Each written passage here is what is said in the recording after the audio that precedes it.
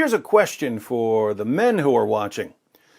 Suppose you're walking down the street and you see a beautiful woman. What do you do? Some of you are thinking, well, I'd ask for her number or try out my awesome new pickup line. Yo, baby, how you like your eggs in the morning, scrambled or fertilized? But what if you're already married? What do you do then? Do you still ask for her number or use a lame pickup line? All right, here I am. What are your other two wishes? If so, then you're a total dirtbag, unless you believe in the Quran, which allows men to have up to 4 wives. In that case, you could already be married and still approach a woman as a second or third or fourth wife. So you could ask her for her number or try out an Islamic pickup line. Are you sure you're not the prophet? Because you robbed my heart. Yo, girl, you want to share my prayer rug? Girl, I know you're a Muslim because your body is slamming. Are you sure you're not the shaitan? Because you fell from Jannah. Yo, girl, I know I'm only allowed to marry 4, but you're a 10. I like your burqa. I'm wondering if I could talk you out of it.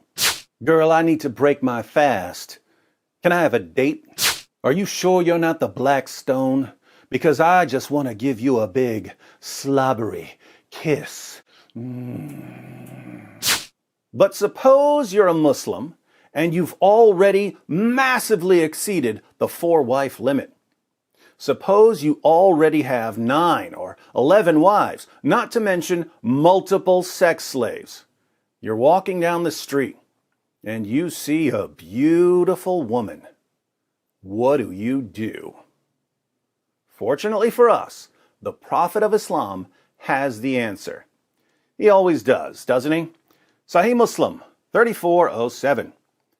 It was narrated from Jabir that the Messenger of Allah saw a woman. Then he came to his wife Zainab, who was tanning a leather, and fulfilled his desire. Then he went out to his companions and said, "A woman comes in the form of a devil and goes in the form of a devil. If one of you sees a woman, let him go to his wife, for that will repel what he feels in his heart." Now, what does Muhammad mean when he says that having sex with his wife will repel what he feels in his heart? I think it's obvious, but he elaborates in Sahih Muslim 3409. Jabir said, "I heard the Prophet say, if one of you likes a woman and feels attracted to her, let him go to his wife and have intercourse with her, for that will repel what is in his heart." So Muhammad saw a woman and he was attracted to her sexually. So he went to Zainab's house. She was busy working, but Muhammad made her stop what she was doing so that he could have sex with her. Then he went and told his followers that a woman comes in the form of a devil and goes in the form of a devil, and that if a man sees a woman and is attracted to her, he should run home and have sex with his wife because that will help alleviate his sexual desire. All right, there's a lot to think about here. Let me share my thoughts. First, take a look at the chapter heading for these hadiths. Recommendation to the one who sees a woman and is attracted to her to go to his wife or slave woman and have intercourse with her. Again, this is about Muhammad, history's greatest moral example, being sexually aroused by a woman and then running to Zainab to, quote, fulfill his desire. Notice that a man can run home either to his wife or to his slave girl. Yes, Islam allows men to have sex slaves.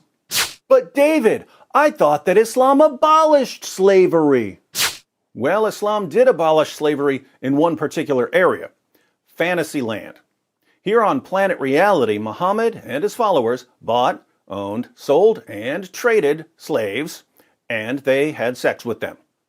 Second, how much self-control and willpower did the Prophet of Islam have if he couldn't see a woman walking down the street without running back to Zainab's house and saying, "Stop what you're doing! There's an emergency! In my thawb! I need you to get into the bedroom because I can't stop thinking about this sexy woman I just saw. To be fair, I think that if you don't have much self-control or willpower and you become sexually aroused while running some errands, you should go to your wife instead of sitting around obsessing over the woman you saw. But think about this. How many women do you walk by every day? Probably a lot. Do you have to run home every time you see a woman? And keep in mind, Muhammad saw a woman in 7th century Medina. She would have been dressed pretty conservatively, but Muhammad still couldn't control himself.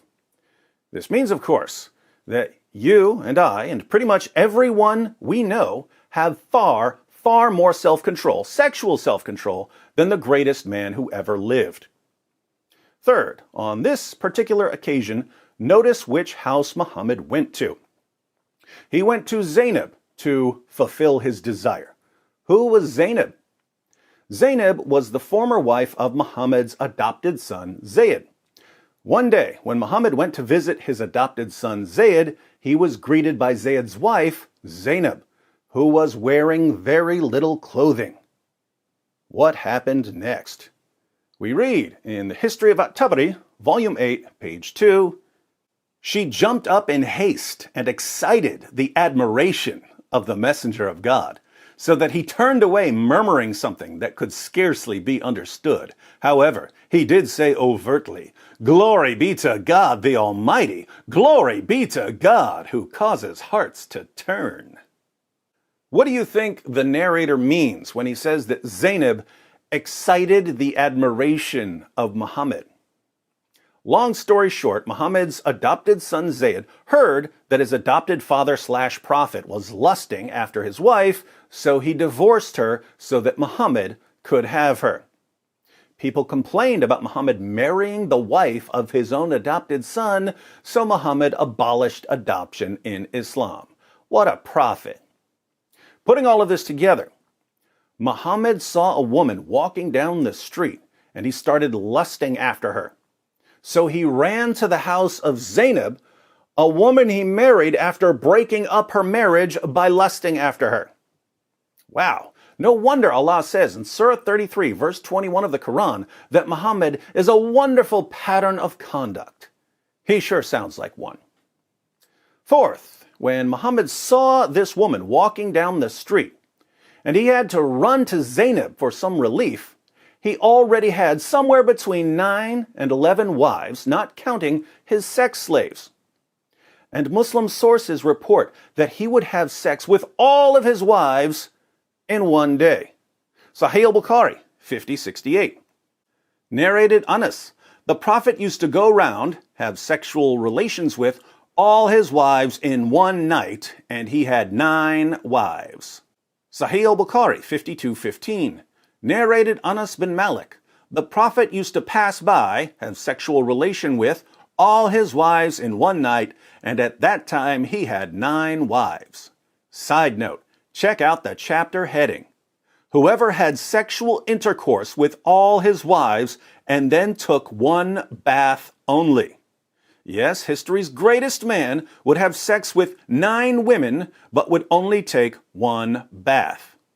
Can you imagine what he would smell like when he was climbing on top of poor wife number 9?